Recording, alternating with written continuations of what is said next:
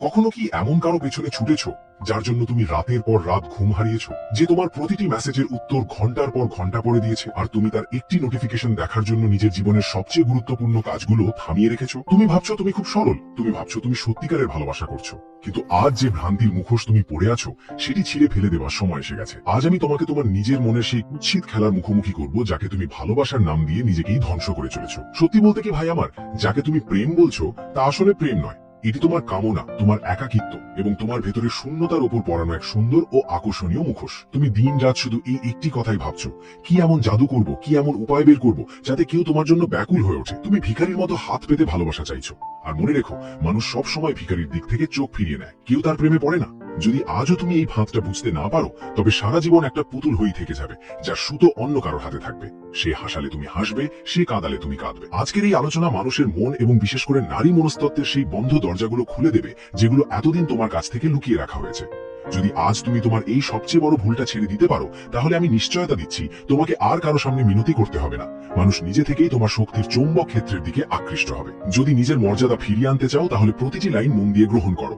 এক সেকেন্ডের জন্য মনোযোগ হারালে পুরো খেলাটাই বুঝতে পারবে না। চলো এই মানসিক খেলার সবচেয়ে সংবেদনশীল জায়গাটাকে স্পর্শ করি। শুরু করি একেবারে মৌলিক সত্য দিয়ে। এই পৃথিবীর সবচেয়ে গভীর মনস্তত্ত্ব কি জানো? পৃথিবীর নিয়ম হলো, যে দৌড়ায় তাকে আরো দৌড়ানো হয়, আর যে নিজের কেন্দ্রে স্থির থাকে পৃথিবী তার চারপাশে ঘুরতে শুরু করে। তুমি কি করছো? তুমি এমন একটি খোলা বই হয়ে গেছো যার সব পৃষ্ঠা প্রথম দিনই সামনে খুলে দিয়েছো। এখন বলো তো, যে বই পুরোপুরি খোলা, যেটা যে কেউ যখন খুশি পড়তে পারে, সেটি পড়ার আগ্রহ কার থাকে? মানুষের মন এমন ভাবেই গঠিত যে সে সব সময় সেই জিনিসের পেছনে ছোটে যাকে সে পুরোপুরি বুঝতে পারে না, যা তার কাছে এক রহস্য। আর তুমি কি করেছো? তুমি নিজের উপস্থিতিকে এতটাই সস্তা করে ফেলেছো যে তার একটি ইশারায়, একটি হ্যালোতে তুমি সব কাজ ছেড়ে তার দিকে ছুটে যাও। যখন তুমি নিজেকে থালায় সাজিয়ে কারো সামনে তুলে ধরো, তখন তোমার মূল্য কয়েকটি কড়ির বেশি থাকে না। এটা কোনো জটিল শিল্প নয়, এটা মানুষের স্বাভাবিক প্রবৃত্তি। মানুষ সবসময় সেই জিনিস হারানোর ভয় পায় যা সহজে পাওয়া যায় না, আর যা খুব সহজে বা বিনামূল্যে পাওয়া যায় তার মূল্য দিতে ধীরে ধীরে ভুলে যায়। সেটা হোক কোনো দামি উপহার কিংবা তোমার পবিত্র ভালোবাসা। একবার নিজের ভেতরে তাকাও, তুমি সারাক্ষণ কাউকে প্রভাবিত করার যে অন্তহীন চেষ্টা করে চলেছো, সেটাই তোমার সবচেয়ে বড় পরাজয়ের কারণ। তুমি ভালো পোশাক পরছো যাতে সে তোমাকে দেখে, তুমি খুব ভেবেচিন্তে কথা বলছো যাতে তার খারাপ না লাগে, তুমি নিজের ইচ্ছে মতো নয় তার পছন্দ মতো চলছো, যেন কাঁচের উপর হাঁটছো, কোথাও ফাটল না ধরে যায়। তোমার কি মনে হয় এই কৃত্রিমতা কেউ বুঝতে পারে না? তুমি ভুল ভাবছো। নারীরা পুরুষের কথার চেয়ে তার শক্তি ও উপস্থিতিকে বেশি অনুভব করে। আর এই মুহূর্তে তোমার শক্তির মধ্যে কি আছে? আছে অস্থিরতা, চাওয়া, ক্ষুধা এবং শূন্যতা। আর মনে রেখো, ক্ষুধার্ত এবং অসহায় মানুষের কাছে কেউ স্বেচ্ছায় আসতে চায় না। যখন তুমি সারাক্ষণ একজন মানুষকেই ভাবতে থাকো, তখন তোমার সমস্ত চেতনা ও জীবনী শক্তি তার উপর গিয়ে কেন্দ্রীভূত হয়, আর তখন তুমি তোমার মেরুদণ্ড হারিয়ে ফেলো। তুমি এমন একজন মানুষে পরিণত হও যার নিজের কোনো আত্মসম্মান নেই, অথচ আকর্ষণ সবসময় মেরুদণ্ডের, আত্মসম্মানের এবং গভীর স্থিরতার প্রতি জন্মায়। এবার এই মানসিক খেলার দ্বিতীয় দিকটা বোঝো। তুমি কি ভাবছো তুমি খুব চালাক? ইন্টারনেট থেকে কয়েকটা পিক আপ লাইন শিখে নেবে, কিছু মানসিক সংস্থিতি কৌশল শিখে নেবে, আর তাতেই মানুষ সম্মোহিত হয়ে যাবে? না ভাই, সম্মোহন কখনো মিষ্টি কথায় হয় না। সম্মোহন হয় ব্যক্তিত্বের ওজনে, চরিত্রের মহাকর্ষে। আর সেই ওজন কবে বাড়ে? যখন তুমি অন্যের প্রতিক্রিয়া থেকে সম্পূর্ণ মুক্ত হয়ে যাও। কিন্তু তোমার অবস্থা কি? সে একবার হেসে কথা বললে তুমি আকাশে উঠে যাও, মনে হয় পৃথিবীর সব সুখ পেয়ে গেছো, আর পরের মুহূর্তে সে তোমাকে উপেক্ষা করলে মাটির নিচে নেমে যাও, পুরো দিনটা নষ্ট হয়ে যায়, তুমি হতাশ হয়ে পড়ো। এই কেমন জীবন? তুমি কি সত্যি স্বাধীন? না, তুমি এমন এক পুতুলে পরিণত হয়েছো যার সুতো অন্য কারো হাতে। যতদিন তুমি এমন থাকবে, ততদিন জীবনে শুধু নাটক থাকবে, ভালোবাসা নয়। যদি সত্যি জীবন বদলাতে চাও, তাহলে সেই সুতো নিজের হাতে ফিরিয়ে নাও। যেদিন তোমার আনন্দ ও সুখ কারো হাসি বা রাগের দাস থাকবে না, সেদিন তোমার ভেতরে এমন এক মর্যাদা ও অহংকারহীন আত্মবিশ্বাস জন্মাবে যা মানুষকে তোমার প্রতি আকৃষ্ট করবে। এটাই হলো বৈরাগ্যের নীতি।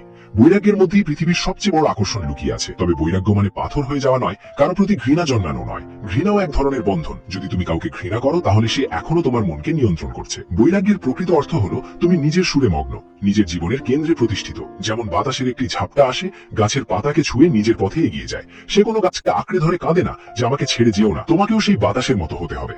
যখন তুমি কারোর জীবনের অংশ হওয়ার জন্য মরিয়া থাকবে না, যখন নিজের লক্ষ্য, নিজের কাজ এবং নিজের আনন্দে এতটাই নিমগ্ন থাকবে যে কে আসছে আর কে যাচ্ছে তা নিয়ে মাথায় ঘামাবে না, তখন তুমি অন্যের কাছে এক অন্তহীন রহস্য হয়ে উঠবে। আর সেই রহস্যের সমাধান খুঁজতেই মানুষ ব্যাকুল হবে। যখন সে বুঝবে যে তুমি তাকে ছাড়াও সমান সুখী, সমান পরিপূর্ণ, তোমার জীবনের রিমোট কন্ট্রোল তোমার নিজের হাতে, তখন তার মনে এক অদ্ভুত ভয় জন্মাবে, তোমাকে হারানোর ভয়। আর এই ভয়ই আকর্ষণের প্রকৃত চাবিকাঠি। তুমি ভাবছো ফুলের অতিরিক্ত প্রশংসা করলে বা তাদের দাসত্ব করলে প্রজাপতিরা তোমার বাগানে চিরদিন থাকবে? না, প্রজাপতি সুগন্ধের পেছনে ছোটে, তোমার আকুতির পেছনে নয়। যদি বাগানে সুগন্ধ না থাকে তাহলে তুমি যতই ডাকো কোনো প্রজাপতি সেখানে থাকবে না। এই একই নিয়ম মানুষের সম্পর্কেও প্রযোজ্য। যখন তুমি নিজেই নিজের জন্য যথেষ্ট নও, যখন একা বসে নিজেকেই অসহ্য লাগে, তখন অন্য কেউ তোমার পাশে থেকেও তোমাকে অপূর্ণই পাবে, কারণ তুমি তাকে অপূর্ণতা আর শূন্যতাই দিচ্ছ। যেদিন তুমি নিজের মধ্যে স্থির হয়ে যাবে, যেদিন এই ভিক্ষা চাওয়ার মানসিকতা থেমে যাবে, সেদিন তোমার শক্তির ধরনই বদলে যাবে।